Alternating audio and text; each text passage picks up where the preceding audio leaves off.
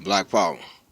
Last week, a lot of major incidences took place that could be to our benefit. We now have to continue to organize and support these actions to play out in our benefit. The powers that be are doing their best to resolve these issues and make them go away, which will support them. First and foremost is the prison strike that began on September 9th. It's continuing to grow. It's picking up momentum.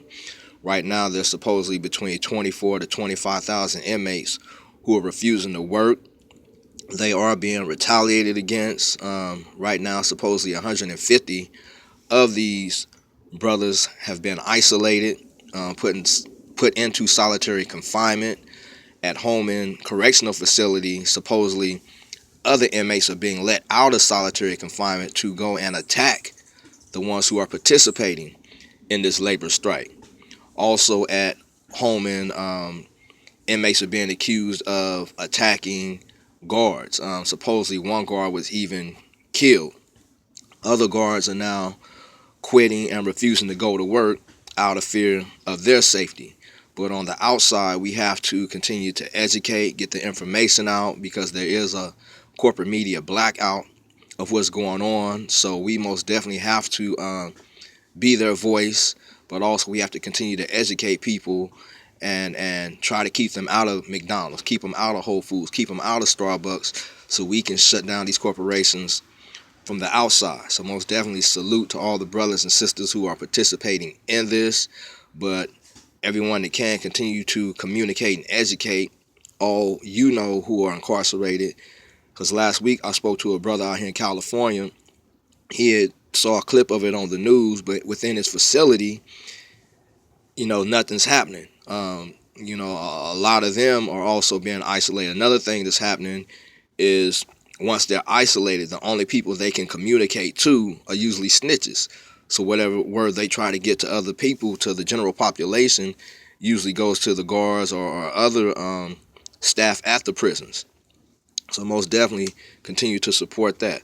Next, I want to speak on the revelation of Hillary Clinton's health, and it was very symbolic that it came about on the memorial of 9/11.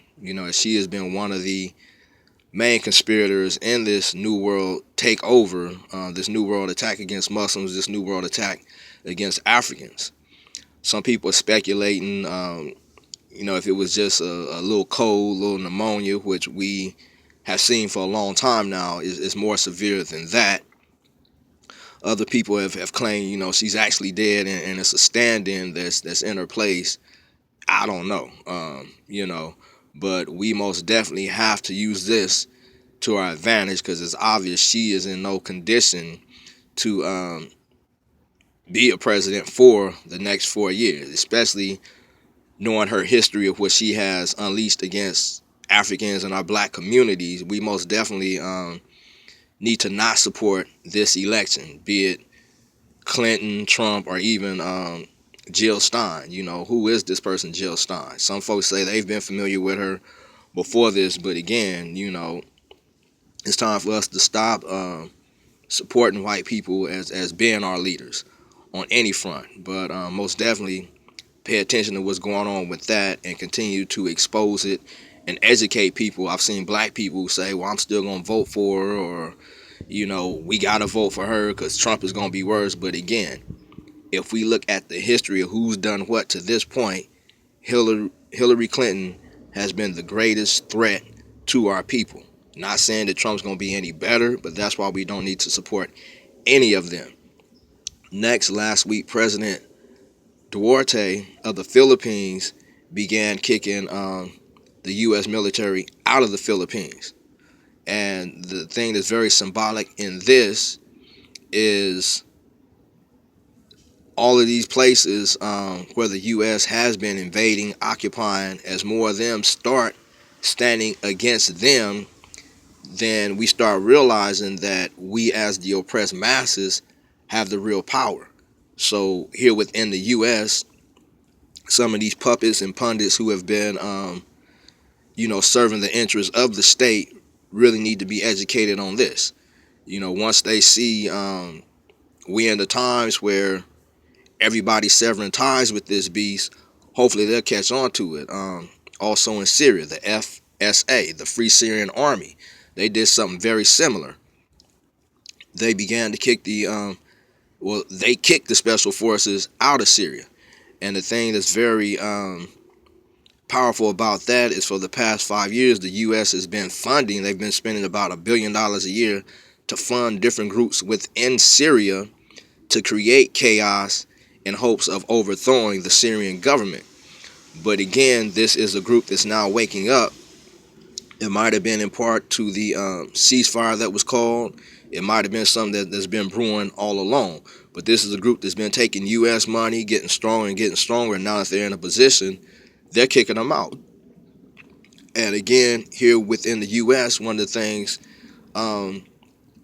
we really need to educate brothers and sisters in the streets is because a lot of people believe, whether it's L.A., Chicago, Baltimore, the police have been using mercenaries within street gangs to keep a lot of this chaos and confusion going, killing each other, so they will then be justified as being needed in our communities. But it's time for more brothers and sisters to see that we're in the times where people are severing ties with the state, with the powers that be. So most definitely what's happening in the Philippines, what's happening in Syria, it needs to spread internationally, but it also needs to spread right here at home. Cut ties with the police force.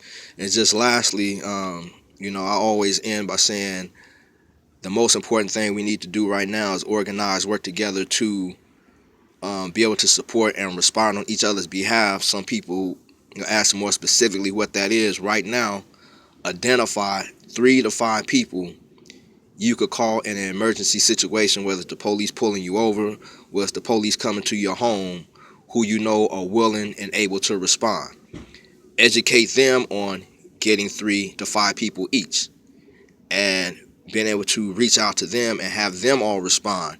And again, as we organize starting from this point, we will build a movement that can counter this occupying force that is terrorizing us right now.